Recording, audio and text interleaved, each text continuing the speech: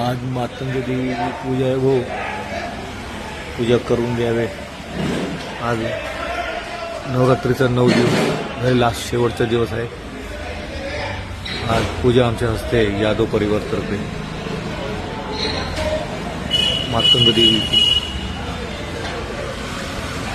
मंदिर, पेशवा काळचं मंदिर आहे। आता आम्ही दोघं बसलो जोडपे